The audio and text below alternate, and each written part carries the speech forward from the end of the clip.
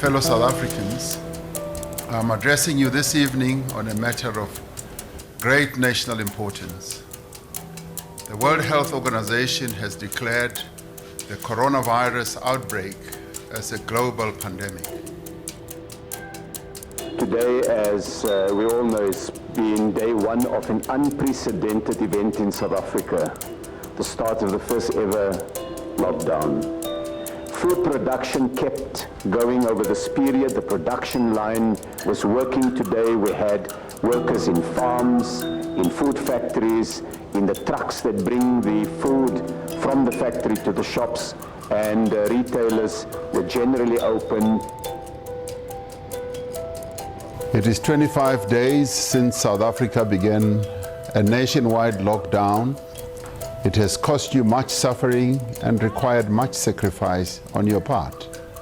The pandemic has resulted in the sudden loss of income for businesses and individuals alike. Millions of South Africans in the informal economy and those without employment are struggling to survive. Poverty and food insecurity have deepened dramatically in the course of just a few weeks.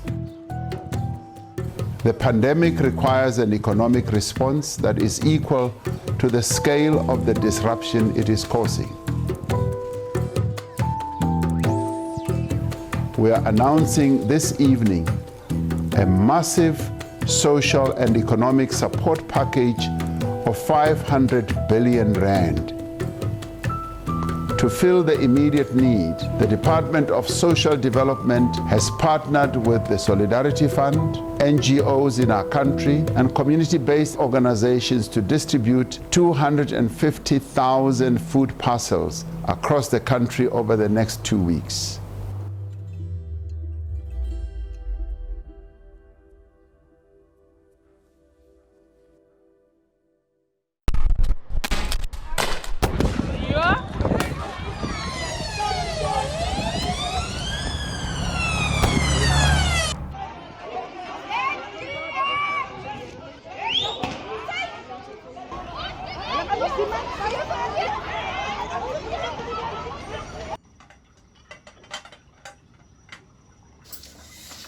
My name is Fredericks and I am a community leader in Parcels in Mitchells Plain. Mr. President, this message is for you and all the political leaders of South Africa. I'm talking to the authorities now. Mr. Cyril Ramaphosa, we in the communities, we are very, very happy about the lockdown. We are very, very happy about your decisive leadership, but we are absolutely unhappy with the way in which things were not planned properly. When plans were drawn up, we heard about food hampers. Today in Tafelsig is burning, Mr. President. People has broken into tuck shops. They have attacked people. The simple reason is because they are hungry. We are in the middle of a food crisis. It's war out here. But us, the community leaders, we are used to self-organizing. We are used to working with our people. We can give input and we can still turn the situation around. We can still bring calm in our communities. But that fund, that big fat fund sitting there waiting for God knows who and going to God knows who, that fund must filter down to groups like us, people like us, who from our own pockets, the little bit that we still have in our cupboards, get those together and make pots of food so that the most vulnerable can eat. We're all aware, because of COVID-19, that there is a huge problem with hunger and malnutrition in the country. But I think it's really important to make the point that COVID-19 didn't create this crisis. It simply made it visible. One of the most shocking things was how many senior people in government, people who are responsible for this, were like, oh my goodness, I can't believe this is happening. I was like, how can you not believe that this is happening? How can you be so uninformed, is a polite word, about this is not just like a couple of thousand people. I mean, this is literally a third of the population that we are talking about. How could you not be aware that millions and millions and millions of South Africans go to bed hungry every night?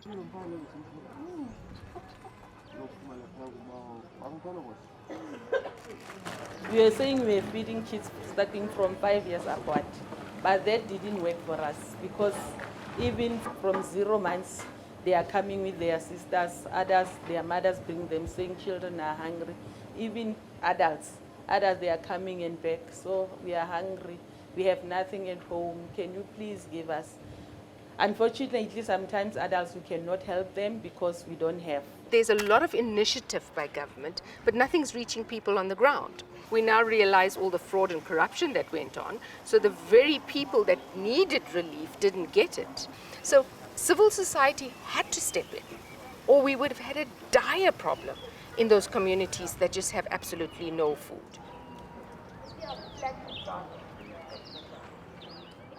The one thing that I wanted to chat to you about would be what needs to happen, recognizing government's inadequacies, to say the least at this point. What else can be done? We are in an era of crisis now. I think that's a definite, clear thing, and it's no way that we are going to come out of this and things are going to go to normal and everybody's, that's over. Yeah.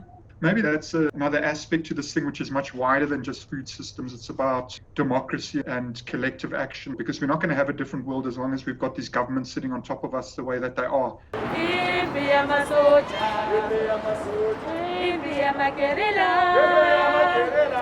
In South Africa, we have seen a lot of corruption from the greedy officials of government. Instead of focusing on the most vulnerable people and giving them food, they looted 500 billion for their own benefits. They looted food parcels during the COVID-19. Most of us were retrenched from work and been at home since the beginning of the lockdown without any means of food.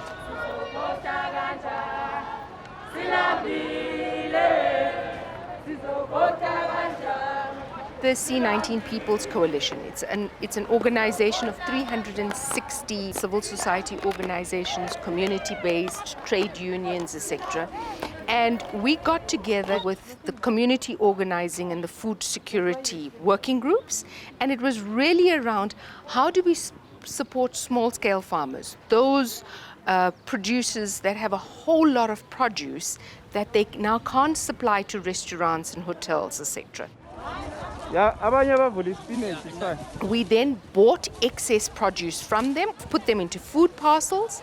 We got together with the community organizing working groups that were at community level, identifying vulnerable households, identifying old folk that need help, and they literally went door to door delivering these food parcels. This pandemic was going to hit hard in our community. It's a very vulnerable community, it's a very fragile community. Then we knew that there won't be any government response. Then we started looking for sponsors to assist our community with their food parcels. We worked also with other communities because we're already expanding and getting calls from other communities that needed also assistance. Kabona batho ba ntse ba phakisa ko pharmacy, Ackermans pharmacy. So le rona ra ya mo for reload the food parcels. Then they told us that we didn't register. Then we didn't know where to go to register. Then we asked people, they said they don't know where they registered. They registered on online and so on. So we tried to register online, but they didn't respond. They didn't respond to us.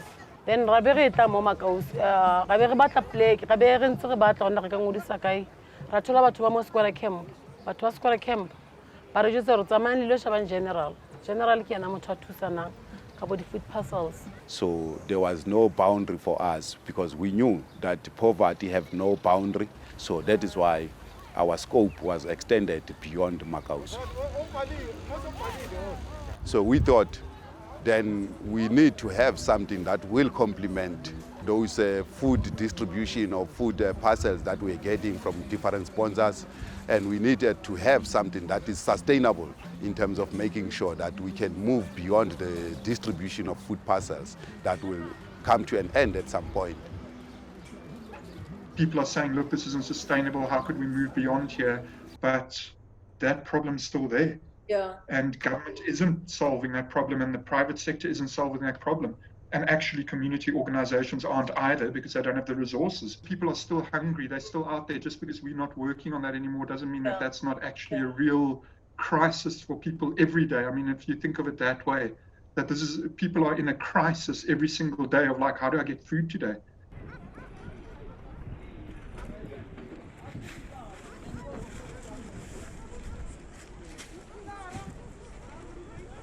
I'm sad tonight because tonight I'm bringing you news that I was hoping against all hope that wouldn't be necessary. As you all know, we've been fighting hard to get the president of this country to give us a hearing so that we, the people, could explain to him how we could find solutions for the hunger crisis that has brought South Africa to its knees. Soup kitchens countrywide are running dry. Organizations are forced to turn queuing people away as there is either not enough or there isn't anything to give. At the start of lockdown in March of this year, our president made a promise to us, and that is that the most vulnerable in our country will be taken care of, that they will be protected. Well, it has been more than 5 months since I contacted the president's office, and to date nothing has happened. They are not faced with people queuing from 6 a.m. for food outside their homes, nor are they faced with having to turn people away when the pots run dry or the bread is finished, and the queue still snakes around the block.